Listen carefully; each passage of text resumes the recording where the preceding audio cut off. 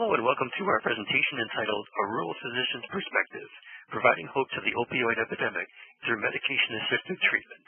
My name is Brandon and I'll be your operator for today. At this time, all participants are in a listen-only mode. Later, we will conduct a question-and-answer session during which you can dial *1 if you have a question. I will now turn it over to Julie Schmelzer. Julie, you may begin. Great. Thank you, Brandon. And good afternoon, everyone. My name is Julie Schmelzer, Project Specialist at Metastar, and I would like to welcome you to today's webinar, A Rural Physician's Perspective, Providing Hope to the Opioid Epidemic Through Medication-Assisted Treatment, presented by the Lake Superior Quality Innovation Network, or LSQIN. The LSQIN is comprised of three organizations, MPRO in Michigan, Stratus Health in Minnesota, and Metastar in Wisconsin, to support the Centers for Medicare and Medicaid Services priorities for healthcare quality improvement. This session is being recorded and will be available in approximately 2 weeks on the LSQIN website YouTube channel. At the close of the webinar, we will provide you with several evaluation questions. Please complete the evaluation so LSQIN can continue to provide events that are useful to you and the important work that you do. As many of you know, for the past 29 years, each September is recognized as Recovery Month. The Substance Abuse and Mental Health Services Administration, or SAMHSA, promotes Recovery Month as a national observance to increase awareness and understanding of mental health and substance use disorders, and to celebrate those individuals who are in recovery. This year's Recovery Month theme is Join the Voices for Recovery, Invest in Health, Home, Purpose, and Community. Today we are pleased to have Dr. John McAuliffe with us from Prairie Clinic in Sauk City, Wisconsin. Dr. McAuliffe's work in the area of addiction and recovery speaks directly to the 2018 Recovery Month theme. Dr. McAuliffe, originally from Blair, Wisconsin, earned his undergraduate degree at the University of Wisconsin-Madison in Madison, Wisconsin. He continued to earn his doctorate at the University of Wisconsin's Medical School in 1973. Currently, Dr. McAuliffe is the medical director of Sauk Prairie Healthcare, which has been one of the top 100 hospitals in the nation for the past 3 out of 4 years. He has also served as chief of staff several times. He lectures throughout the state of Wisconsin on the importance of wellness and physical fitness. He has been very involved in the care of those suffering addictions in the local health, education, law enforcement, psychosocial, or HELP program, the Tri-County Medication-Assisted Treatment Recovery, or MATTERS program, as well as leading Prairie Clinic's Vivitrol program. A local TV news program recently interviewed him in this regard. At this time, it is my pleasure to turn the presentation over to Dr. John McAuliffe. Thank you, Julie, and thank you to Metastar to enable me to speak before this forum. Any efforts that I can support in this regard, I'm very willing to do that. So I appreciate all that everybody's been able to accommodate. And Julie's been great to work with and to get this all organized. I don't have any financial relationships, although I did buy a new boat, so I might be open to that. Just kidding. I did buy the boat, though. But at any rate, I really want to share with you what our experience has been over the last 5 years. And I have to admit that 5 years ago, I really wasn't sure just what my place would be in this whole effort.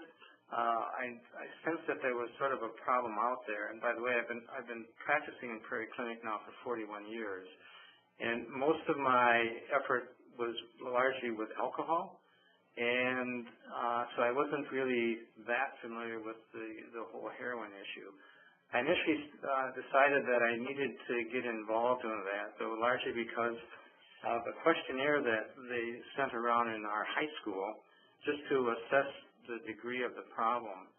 And under the miscellaneous portion, one of the students mentioned that he was a high school athlete. He was hurt in Friday night football, was seen in the clinic, was treated, not with opiates, but he said when he went back to the school, within a half hour, 2 different people had come up to him in the locker room and wanted to purchase some hydrocodone.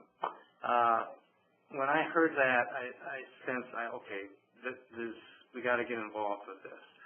And then I was fortunate to have some very forward-thinking people in the community, very compassionate, very passionate people that were starting to sense that this was being a problem, and they organized a forum that met in our high school. About 100 people attended this forum.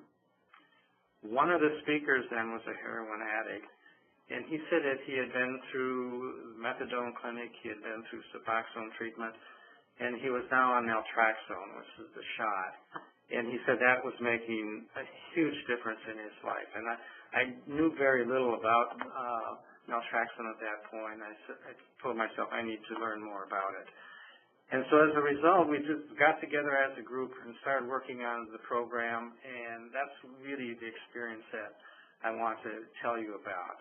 And there are really a few key principles that we've learned. And so no matter what kind of program you're doing or to what extent you're involved with it, I think you need to keep these three key principles here. And that is, number one, you have to act quickly. In other words, you can't wait 2 and 3 weeks to get a person into medical-assisted treatment. It has to be right now.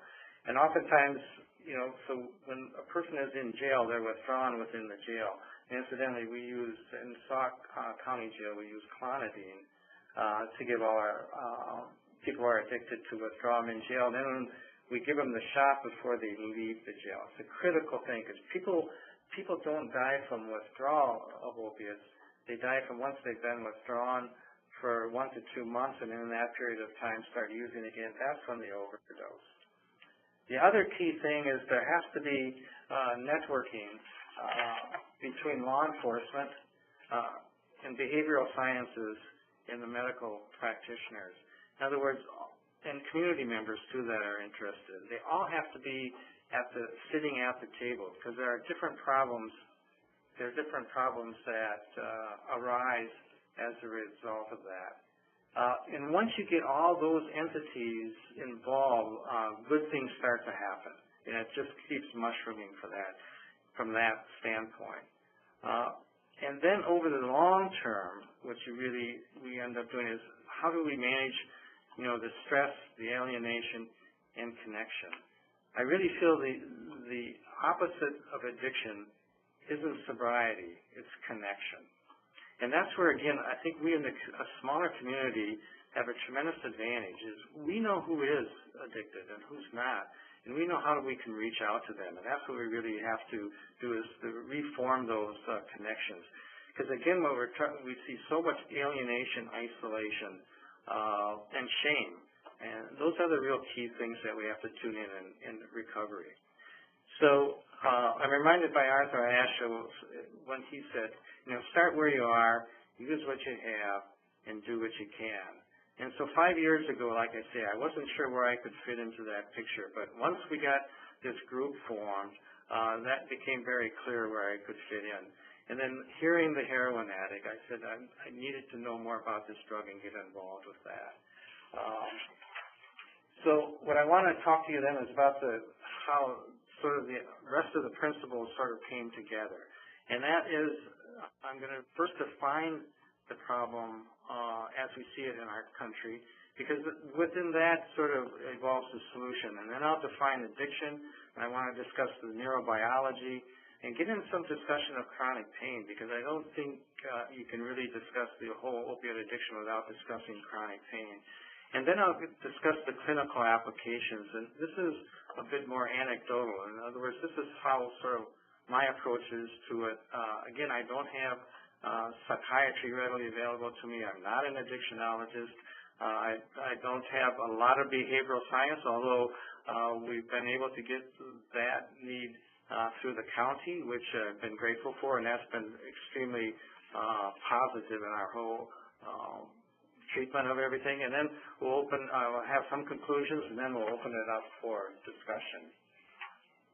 So first, defining the problem. I was in the military for 5 years at the end of the Vietnam era, and I had the privilege of going on Badger Honor Flight.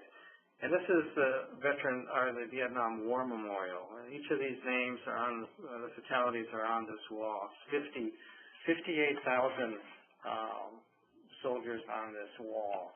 And I think it's helpful to visualize the magnitude of deaths that we have with a problem with alcohol. For instance, 88,000 deaths each year related to alcohol, 47,000 deaths each year related to overdose.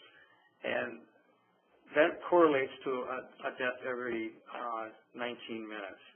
And some people are saying now that that rate is now up to every 15 minutes. There are 21 million people in the U.S. who have a substance use disorder. That's comparable to the number of people that have diabetes. And it's 1.5 times the prevalence of all cancers combined.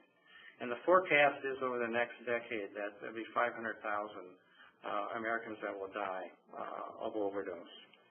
And if you survive an overdose, you have a 95% chance of dying in the next year of a subsequent overdose. And then you look at the resources that are available, and only 1 in 10 people with addiction get help. And a lot of that is resource dependent. And that's another reason I was skeptical is, if I got involved in this, could I really make a difference? And so all of those, the answer to that is yes, you can. And that's my whole purpose here is to somehow stimulate you to get involved and to stay involved and to how do you keep doing that without burning out with it. So this is part of the solution. The same from the same Vietnam era is that this is self-reported data. The soldiers that came back, 30% of them had a substance use disorder.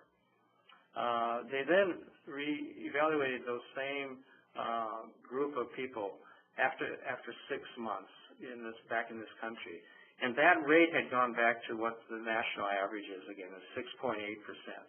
Nothing changed. They didn't go through treatment or anything else. The only thing that changed was their environment. So the conclusion was environment dictates behavior.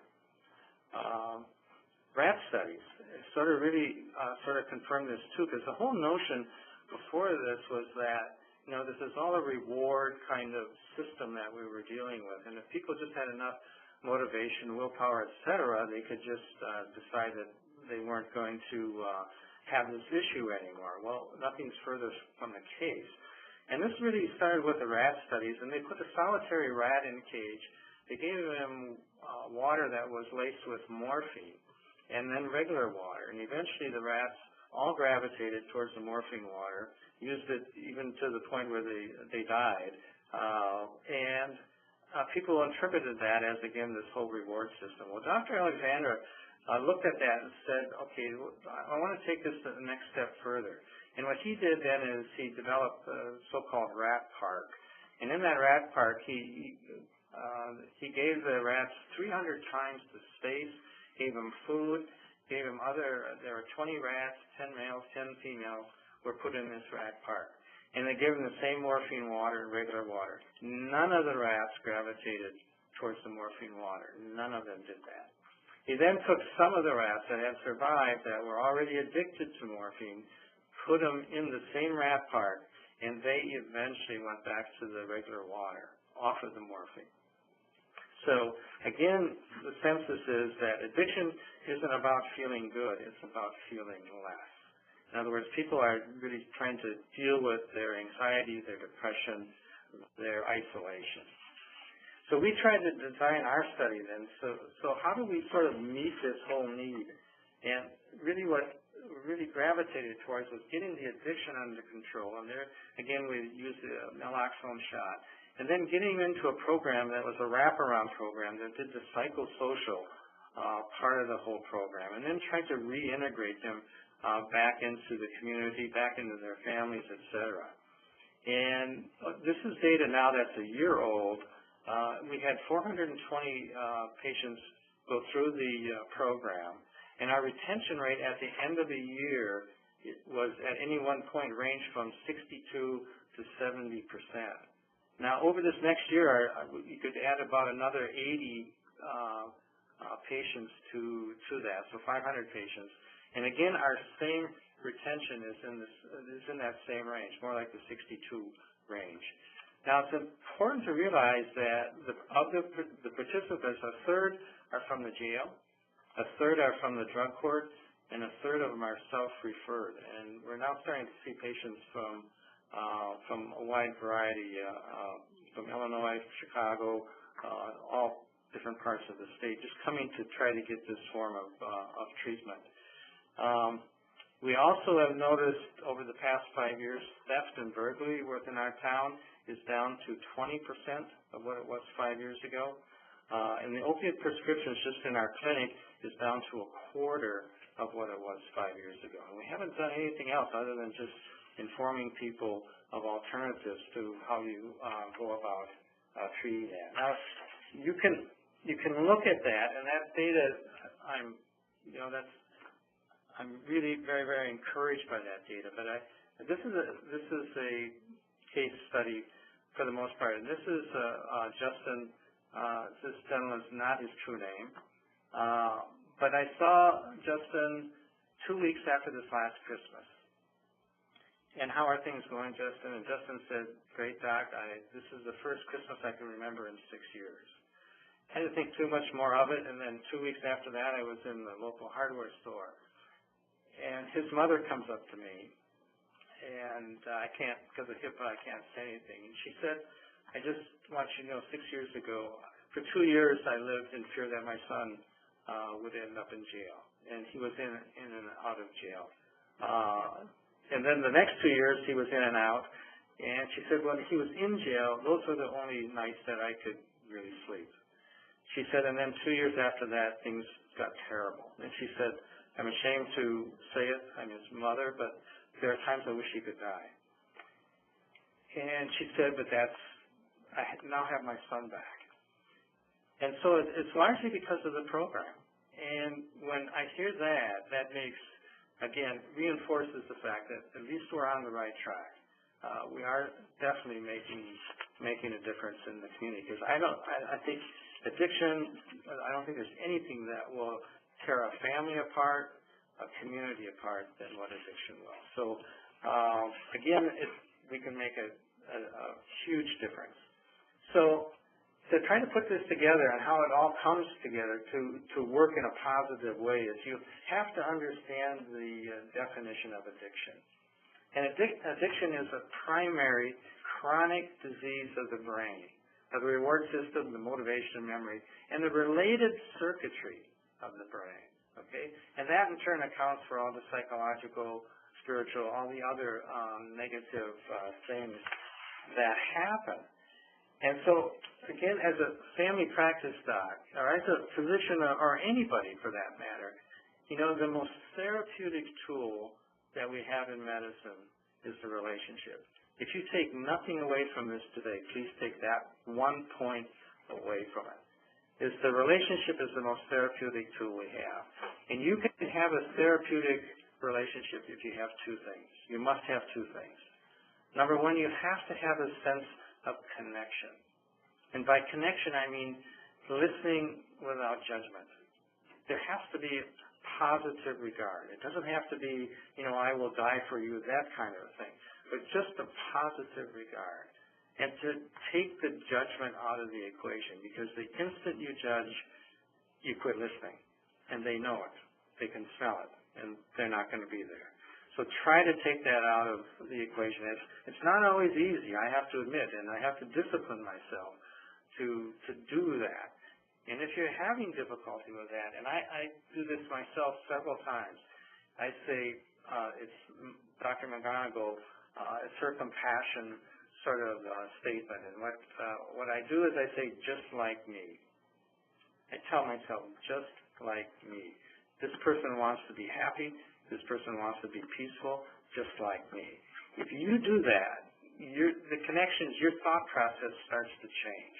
And you can then better enter in with that connection and take the judgment out. The second thing that has to be there is you have to focus on what you have in common. Differences are meaningless. Differences are superficial. Let them go. And really the thing that we all have in common is we want to be understood. At some level, we need to be understood. And that's what we're really trying to accomplish. Now, another chronic disease of the brain is Alzheimer's. And Alzheimer's, unfortunately, is irreversible, but it illustrates that the deepest human emotion that we all have is to love and to be loved. And the first thing that you see go from that is the ability to love. And the reason I'm saying that is, initially, particularly with addiction, you're not going to see much of that sort of love coming back to you, and you're going to wonder, what are you accomplishing? But it will start to happen. Once that circuitry gets reestablished, it will come back. You've got to hang in there. Now, this is not a picture of myself, although I have to admit the hairdo, I'm getting a little close to the hairdo there. But this is work from Dr. Cootie, and it's about first impressions. And first impressions are something that we all do automatically, instantly, and we do it in this order. Is we first assess for warmth, okay? Because warmth equals trust. And if you don't sense a person is warm or trustworthy, you're gonna want to leave. Okay, this is part of our mammalian brain, which I'll discuss a little bit more. It's going to tell us, you better get out of here, or something bad's going to happen, okay? And then the second thing we assess for is competency. And competency means power, okay? So if I sense that someone's not warm and they've got power, I'm going to leave, and I'm going to leave real fast. On the other hand, if I sense that they might be warm, but they don't have any power over me, I might stick around and have a conversation or something. You know what I mean? So the important thing is in healthcare is we've got to realize we have power. Right? When we put on that white coat or stethoscope, we got power. And so we have to make sure that we have warmth. Otherwise, we're going to lose them. We're going to lose them. So, getting on to the circuitry part of the definition, this is the brain then cutting cross-section. And down below the amygdala and the VTA, the ventricular tegmental area, that's the brain stem, and that's where the autonomic nervous system is, and that takes care of our breathing, our blood pressure, heart rate, all of those sorts of things that you don't really notice about. Okay, that's the reptilian. Another word for it is the reptilian brain. Okay, and then you just go up from that, and you see the structures there: the amygdala, the nucleus accumbens, and all those other striatum, stuff of that nature. That's the mammalian brain. Okay. And that's the brain that, if you ever delivered babies, you know that focal length is 8 to 12 inches, and it's already established even at birth. And within that focal length, that's where all their support is. So that's really their lifeline. Everything has to happen within that 8 to 12 inches. And if it doesn't happen, they're threatened. I mean, actually, life is threatened, and we're all going to react, and that's the mammalian brain, okay? And that's the brain that we bring forward. And then after that, you see the prefrontal cortex up there. The prefrontal cortex is really where our judgment, our evaluation, it's sort of our monitoring of all the other processes that are taking place in the mammalian brain. And the reason that brain probably was even developed through evolution was the fact of fire, basically, because fire enabled people to cook. And when you could cook, then you could actually store calories. And then you didn't have to be out constantly foraging to find nutrition. You could store it, and then you could cook it. And then when you were doing that, you could sit around the fire, and you would be basically socializing, talking, and that's why this whole structure then started to really be developed, and we became more and more social beings, basically. And then this is that same sort of circuitry, but in a little bit condensed down a little bit more. And this is, again, this is the circuitry that we're all sort of dealing with. And you see up there on the top, the prefrontal cortex. And this is where, say, if we have a goal, say, a physical goal or academic goal or what have you, and we have a plan, and then we start to work on that plan, we execute that plan, it goes down to the amygdala. And what happens in the amygdala, that's where our emotional sort of parts of the brain are. And then that goes over to the nucleus accumbens you see there, and that's where dopamine is released, which is a neurotransmitter. And it's the main neurotransmitter as far as joy goes, happiness, some sense of satisfaction, etc. And so we go out and we achieve our goal, we work hard, and it goes over, we get rewarded for that, and that behavior then keeps improving because of the positive reinforcement that we get. And so that can hopefully keep recurring. And this whole notion that, well, you keep doing that, and if you keep doing it, you have sort of willpower. And willpower is all right, but willpower doesn't last, say, longer than 2 to 3 months. And what really has to happen when we're talking about people that have a lot of willpower is they have habits. And habits is circuitry in the brain, and that's what we're trying to develop. And so that's what you see all up there in the prefrontal cortex, the amygdala. That's all circuitry of the brain. And the more that circuitry gets used, the more established our habits then become. And so 80% of our life are habits, and that's basically what we're trying to do. So now what happens is we get in an environment where we say, well, you're working hard and you're doing all this, but, you don't have to work that hard if you want to feel just as good. All you have to do is take a drug. And so the drugs really enter through the VTA, the ventricular area. And then again, it goes up to the nucleus accumbens. We feel pretty good, and because that then in turn goes over to and releases the gabapentin and the dopamine. And so, we don't have the disease of addiction here now, but we are experimenting with drugs. And you see at the top up there, midway up the top, the delta phos B protein. And I think over time you're going to see more and more interest in that protein. And that's a protein that's produced genetically when a drug comes into the nucleus accumbens. That elevates or stimulates the production of the delta phos B. And as that elevates, it's sort of like a switch. It then gets to a point where it trips the trigger you then get into the disease of addiction. Now, different drugs have different propensities to stimulate that. For instance, in the rats, cocaine will stimulate and keep that protein elevated for 6 to 8 weeks afterwards.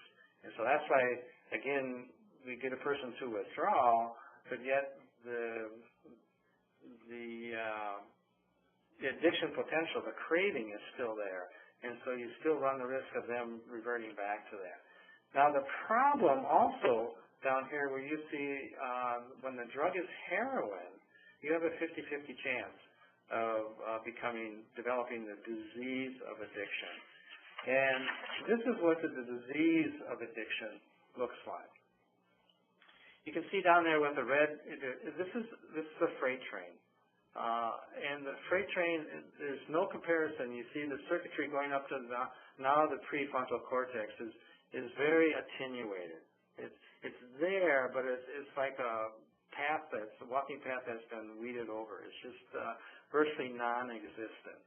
And then what we see with that, and this is largely work that was reported in the New England Journal of Medicine 2 years ago, went over what happens with the circuitry is that now people start using drugs not for the euphoria, but to avoid the dysphoria, to avoid the pain, okay? And things that used to be somewhat stressful become highly stressful. They don't manage stress at all, and everything is stressful almost. And their values change. In other words, things that used to be meaningful, family, friends, work, etc., is not meaningful anymore. Their obsession becomes that of getting the drug, getting their next fix. And just to show you how strong that is I like the breathing analogy illustrates that. And I have people generally take a breath in and let it out. And visit yourself, take another breath in and let it out. Now take a breath in and hold your breath. Don't breathe. Don't breathe. My telling you not to breathe is like my telling you, don't use heroin. Don't use heroin. Don't breathe. Don't use heroin. Don't breathe. Eventually you are going to breathe. I guarantee it. And again, that's the reptilian brain. That's the autonomic nervous system trying to kick in, telling you, you can take a breath. It's telling you that, take this breath. And so this is what we're dealing with when we're actually dealing with the disease of addiction. And so then again, how do we do that?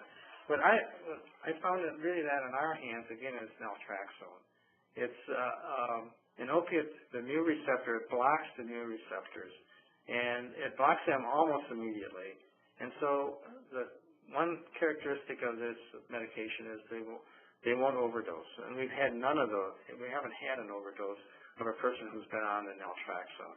I don't know what that's going to look like down the road necessarily with the fentanyl and the carfentanil, because again, their traction is 100 times that of the just the morphine or the heroin for the receptors. So, and the carfentanil is 10,000 times. So that's why those are much more difficult addictions to treat. We've had 2 fentanyl overdoses, not from our group, but that came to our emergency room, and we admitted them, and we had to use then an IV naloxone for 8 hours in one case and 10 hours in another case. In other words, you just have to use what's in Narcan, have to use that longer to until they restore their respiratory function. So at any rate, what we do is we give them a shot of naltrexone once a month, and that's how we get the addiction, the craving part under control. That then enables us for this other circuitry you see up there again to get reestablished. And the more I see and the more I practice of this, I am convinced that if you create the proper environment, the brain will get better. It will get better on its own. It's like a fracture. If you split that fracture, it's going to heal. Unfortunately, the central nervous system takes longer, but it will happen given the proper environment. And so that's essentially our approach. So we get the shot in, we see him every 3 months, we get him into behavioral therapy. That's the rest of the wraparound program, and then we keep following him, like I say, throughout the year. The problem in the wrap-on naltrexone is getting people through the withdrawal process. And let me say that people do not die from withdrawal. They'll get sick, and I'm impressed about the different kinds of experiences that people report through withdrawal. Some people handle it differently, amazingly well. Other people, it's a catastrophe. And so what I use in the clinic is clonidine. I'm a big fan of clonidine, and I'll start them at 0.2 milligrams 3 times a day. I also use gabapentin largely for sleep. I use dicyclamine for nausea, endotensitron for nausea, Bentil for the abdominal cramping if they need that. And we work with them as an outpatient oftentimes, and we can get them through it. In the jail, we do use clonidine. We use it at a lower dose, 0.1 milligrams, like 3 times a day. And that, again, oftentimes takes the edge off. But then once we have them through withdrawal, we get the shot in them. And if you read the literature, they say, well, you give the heroin addict 7 to 10 days. I push that up as much as I can. Some people I'll give it to them at 3 days, and some people I'll give them to them at 4 if they want to do it. But then, like I say, I give them other pharmacological support so they can get through the withdrawal process. And it works. Like I say, again, the key thing is that they know that you're going to be there with them and hang in there with them and get them through that. And then once we get them through that, then we get them into the wraparound program. The other important thing that I see day in and day out is chronic pain. And chronic pain is pain that lasts greater than 3 months. And it's important to realize that you're better off not starting a person on opiates if you can get by with it. Because recent studies have shown that if you refill it one time, you increase the incidence of opiate use disorder by 44%. Each week that the person is on an opiate, you increase the incidence of opiate use disorder by 20%. So what we've done at our hospital is, we don't give it longer than 3 days. And if they need a refill after 3 days, we maybe go 7, but it's the exception rather than the rule. So again, it's important to realize that there are other better ways. Also, one ibuprofen with 1 extra strength acetaminophen is 3 times more likely to relieve 50% of the pain than 15 milligrams of OxyContin. And so there are other ways of dealing even with acute pain. Well, what happens with pain over a longer period of time, the longer that you're on it, is you get centralization of that pain. In other words, the neurons in the brain learn that this is where they have to react, and they have to keep firing together, and that in turn is interpreted as pain, when really oftentimes it's anxiety, it's fear, it's insomnia. The main thing that I try to really keep in mind in dealing with chronic pain is that suffering is really pain times resistance. And so oftentimes we get hung up in dealing with the pain, but we also have to take into account the resistance. In other words, what does the pain mean to the patient? You know, how is this changing your life? What does this prevent you from doing? And what is making you anxious about that? And really addressing that part of it. And once you address that part, then you can find that often, particularly if they're on opiates, you can use much less of it. Now, this is a normal pathway of pain.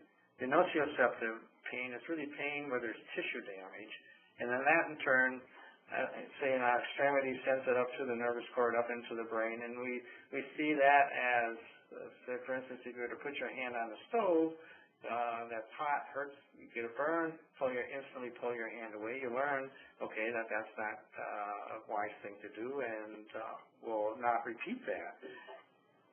There's also neuropathic pain. The most common source of neuropathic pain is diabetes. And that, too, is in the peripheral nervous system, goes up the brain, and is largely used as an interpretation that there's some noxious sort of stimulus going on. Studies out of the VA have shown that long-term, opioids were not any better than non-steroidal anti-inflammatories or acetaminophen. And so again, this notion that you have to be on steroids to treat all this pain is really changing our thinking. Now, opiates do work. There's no question about it.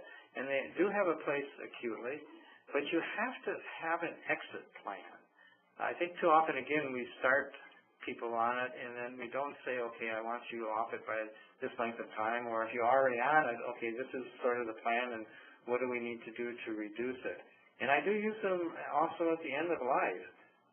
But I tell people at the end of life, and I probably have anywhere from 8 to 12 hospice patients all the time, and I tell the family and the patient that I can promise you two things. Number one, you won't be in pain, and number two is you won't be alone. And once they understand that they won't be alone, it's really quite amazing how little narcotics that they do need.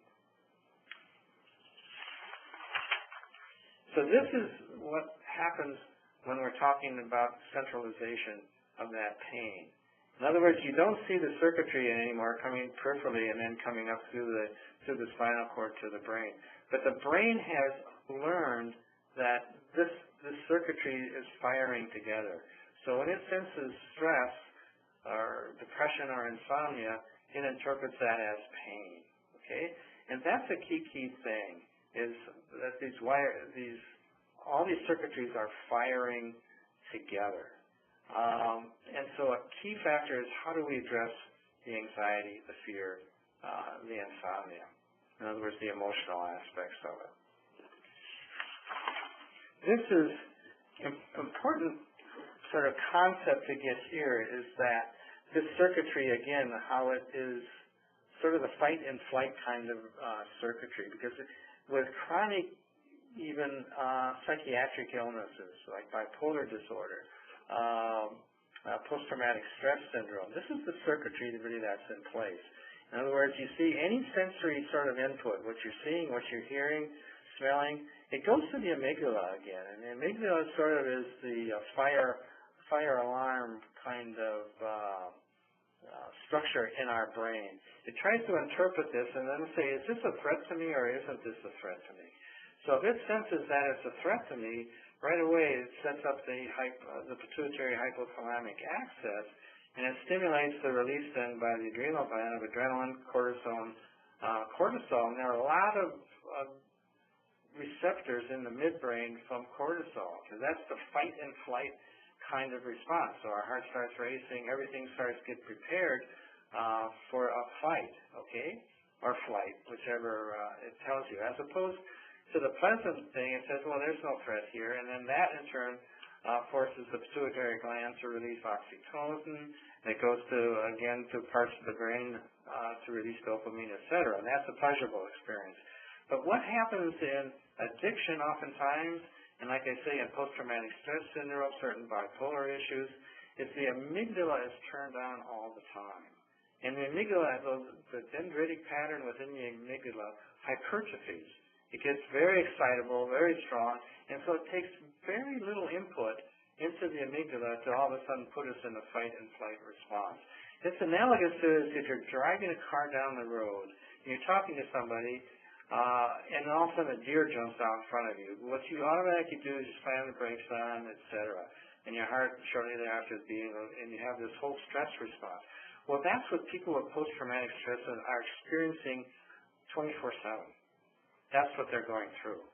And so then it becomes a matter of how do we down-regulate that? And they experience it also as pain. So that's the key thing. The fight and flight response and the pain response are all the same. And that's what this slide really illustrates. The proximity within our brain of all these structures within the limbic system, within the mammalian sort of portion of our brain. And again, fear, anxiety, that is all tried to sort out with the amygdala, and it hypertrophies and it overreacts and it keeps reacting and reacting. So how do we get sort of a handle on this? And this is a book that was written by Dr. Haskell, who's a spine surgeon, and he did a study. He took 100 people that had an actual documented MRI lesion that he could do surgery on. He said, I can fix that lesion with surgery, and that more than likely would help your symptoms. But he said, before I do surgery, what I want you to do is go through a program that would decrease your anxiety, decrease your insomnia, help if it was depression or whatever. And he did just one thing. He did that issue down there where you see expressive writing. And what expressive writing is he had them for 15 to 20 minutes twice a day sit down and just write down their thoughts. There wasn't any just random thoughts. There wasn't any good or bad or anything. But then you had to rip it up and throw it away.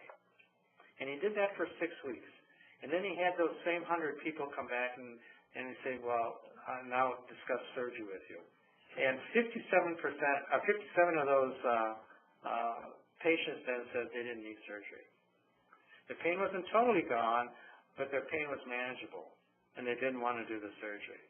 And he personally thinks that and he had chronic pain himself, actually, and he feels that this is the reason that a lot of our back surgeries fail. Only 20% of them really are successful. And it's because they haven't addressed the anxiety, the fear, etc. So that's what he feels you really need to do. And so I use that a fair amount with my patients. I have them do that. I also have them do that active meditation thing up there. And that's a simple thing where if you sense that you're in stress, you just relax your shoulders and then you hyper-focus on one of your senses. In other words, you hyper-focus on what am I seeing, what am I hearing, or what am I feeling. In other words, it brings you into the moment. Because so much of our anxiety is from anticipation of the future. Okay? And we want to try as much as we can to stay in the moment. And that tends to quiet our brain. Now, all those other things you see on the CBT, I realize all the benefits, but I'll be honest, I can't get a patient, I just don't have the resources to have them do that. And the massage and any of those things that you do, though, anything that you can get a patient to do, be it meditation, be it prayer, be it whatever, decreases their pain by 10%. Okay? So we try to have them almost do as many of those factors as they can to try to bring everything together, exercise, etc. And then I try to negotiate tapers with it. In our studies, again, JAMA, that it said that you can obtain 52% of patients can reduce opiate dosage just simply by saying, we'll do it, and we'll do it together, and we'll do it slowly. Now, it's not a rapid process, and it's not a race, and they were only tapering them about 2.5% every 2 weeks, and that's fine. It's not a race, but as long as you're heading in that direction, that's the key thing. Now, what I do each month that they come in for their Vivitrol shot is I address 4 things. I try to address their anxiety, I try to address their insomnia, their depression, and then trauma. I'll be honest with you, the first 3 months, all I can really get to is the anxiety and the insomnia. They're just too raw during the first 3 months for me to get into any of the depression or trauma or anything of that nature. But it is amazing to see the difference in an individual, even after the first shot. And I will have had a gentleman just come to me from Chicago, actually, and his mother had overdosed and is actually died in his arms. He now became homeless, but he had an aunt who lives up in Wisconsin, and she said, you can come up here and stay with me, but not if you're using any substances. So she said, I want you to go and get the naltrexone shot. So he came to my office, and he had been in withdrawal now just for 3 days. I gave him clonidine, gave him the gabapentin. He got through it. I gave him the shot, and I just saw him yesterday, as a matter of fact, gave him his 4th shot, and he told me, he said, this should be court ordered for everybody. Totally different person. He's now employed. It's just, he's very way down. So at any rate, then that's what I do during the first visit, is anxiety.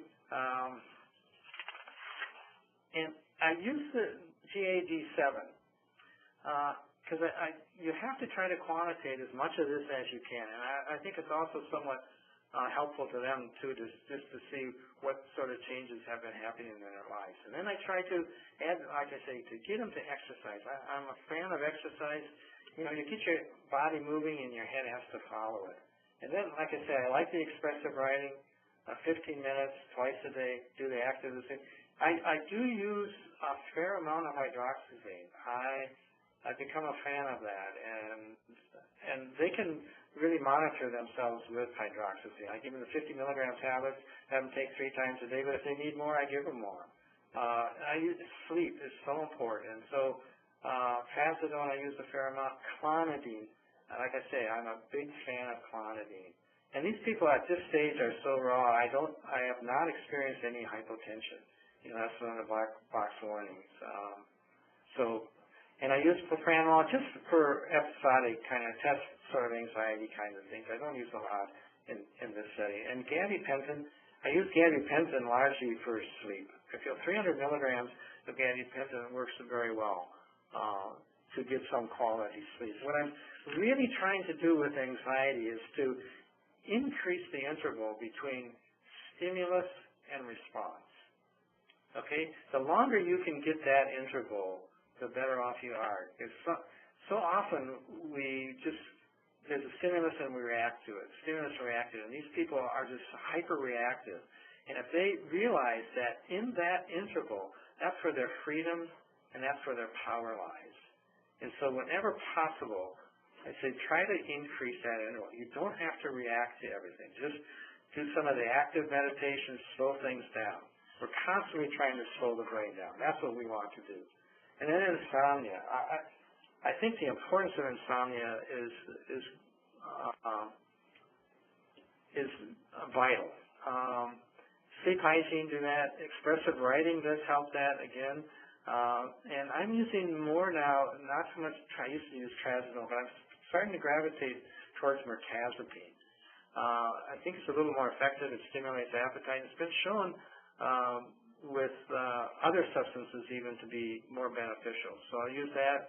I don't use much quetiapine, again, hydroxyzine and the gabapentin. You get their sleep under control, get their anxiety under control. And that's my focus, like I say, for the first 3 months. After the next 3 months, then you can start to do the depression. And there again, I tried to quantify that. I do the PHQ-9. And then, again, nutritional, start to assess that. They're much more intact now, and they're much more sort of receptive to other forms of treatment, and to look at their overall health really much greater at this point. And I repeatedly get that they actually, initially I thought I would probably have some kickback from my partners that we would probably have an office full of heroin addicts, and it doesn't happen. It doesn't happen. And the patients, they come in and say, I'm treated like everybody else, and that's the way it should be. That's the way it should be. They have a chronic disease just like everybody else sitting in that office. It's that simple. And then trauma. I still think this is probably the area that I'm the quickest to refer out if I possibly can. But in the same token, I am impressed by how efficacious it is to establish a relationship. They become they trust you, and they can sense if you are there and they're for them. And what you want to try to do again is, even with our kids, we want to do what we can to keep them in a calm, trusting, safe environment as much as we can. Meds that the processing, some studies say it works, some studies say it doesn't work. But I think the neuropharmacology of trauma is, we haven't really sorted it out yet enough. I think there are different subsets of trauma. And although I am optimistic, I think that we will eventually get this more sorted out. So, just by way of conclusion, I often, if I'm speaking in front of a group, I have a model of a brain. I don't have that here, but I hold that model up in front of the group, and I say, okay, this is a model of the brain, and this is how we're all basically sitting here trying to sort out one thing, and that is, how do we want to be in this world? And the answer is, we want to be helpful, we want to be hopeful, we want to be peaceful. Okay, and that's what we're all basically dealing with. We're all the same that way. So now, what happens is, say I get in an accident, so now I have some pain, I get put on some opiates, or I start experimenting, and I have a predisposition with my beta. The protein in my brain that's going to now create addiction. And so what happens is I take the hemispheres off the brain, the cerebral hemispheres, and I bring it down just to the brain stem. In other words, that's the reptilian brain. And I say, when you're talking to a patient with addiction, this is what you're talking to. You're talking to the reptilian brain. And nothing, because the circuitry above that to the prefrontal cortex is non-existent. It's just not there. And so what you have to do is you have to get that under control. You have to get the craving and the reptilian responses acting and reacting under control. And that's where the naltrexone works for us. And then after that, you start to do the wraparound program. You stabilize the rest of the issues, and the brain starts to come back. The circuitry starts to get reestablished. They start to get reintegrated into society. They get off of parole. They get their family back. They get their job back. In other words, one of the main things that we had initially was we had people on Medicaid so that we could get the shot there, but then they got a job, and their insurance at that point wouldn't pay for the naltrexone. But that's all changed. Insurance companies are now much more willing because of I think the success that we're having. They see that we can make a difference, and so now they're granting approval. We have to go through the prior authorization process, but we've been much more successful in getting that. And so ultimately what we want people to be is three things. We want them to be a good animal, we want them to be a child, we want them to be a saint. Okay? By animal, you got to move. By child, you got to find your play. And by your play, I mean stay in the moment. You have to be in the moment. And by a saint is have your passion, have your commitment. So if we see that in our patients, I know they're moving in a good direction. And that's what I try to look for. And the other thing that is thinking about is 4 C's. Is people who really handle stress well have 4 C's. Number 1, they have a sense of control. They feel that they can make a difference. Number 2, they have a sense of commitment. They have a passion. They have a goal. What do I want to achieve? And number 3 is they view stress as challenge. They develop a plan. They outline that plan, and they carry out that plan. And lastly, they have a sense of connectedness. They have a support network, okay? And that's what we're really trying to establish through our treatment. And so, in conclusion, I really want to say that, we are really what we repeatedly do. Excellence, then, it's not an act, but it's a habit. And so what we try to do is make connection without judgment your habit. If you do that, you're going to be successful, I guarantee it. Questions? That's great. Thank you so much, Dr. McCullough, for speaking with us today. And as he said, if you have any questions or comments, we'll be happy to take them now. We have a couple of minutes left. And wondering, Brandon, do you have anyone in the queue with questions? Well, let's get the instructions out there. First of all, if you have a question, please press *1 on your telephone keypad. If you'd like to be removed from the queue, please press the pound sign or the hash key. There may be a delay before the first question is announced. If you're on the speakerphone, please pick up your handset first before dialing the numbers. Once again, if you have a question, please press *1 on your telephone keypad. And on the line, we have Donna Rasmussen. Please go ahead. Hi, I'm just curious if you have an exit strategy for these patients in terms of, is your goal to keep them on the Vivitrol indefinitely, or after they get a sense of control in their life and change behaviors, do you have a wean down plan for Vivitrol, or the same question could be placed on Suboxone use? Right. Right now, by the study design, we kept people on it for a year, and then after the year, we took them off, and oftentimes we can wean them to nothing. But I still see them back. That's a critical thing. I just don't like it's treating like any other chronic disease. You can't just leave them alone. Some of them relapse, and then if they do that, I get them back on it. Otherwise, there is a certain percentage that I wean to the oral naltrexone, which is much cheaper. It's a 50 milligram tablet. And they take that once a day, and that works for some people. The other, while you mention this, this is very effective for alcohol, and I have 15% of my patients are alcoholics, and those patients, I try them first on the oral naltrexone, and oftentimes, just because of the pharmacology of that, a certain percentage of them don't do as well. And so then I put them also on the shot, and I keep them on it indefinitely. There's a certain percentage of people that say, Doc, with this I can function, without it I can't. And I think I'm not aware of any studies, this is purely anecdotal, but I think to some addicts, naltrexone is like insulin is to the diabetic. I think they do have to be on it. Thank you. Yes, thank you. And once again, if you have a question, please press *1 and standing by for anything further.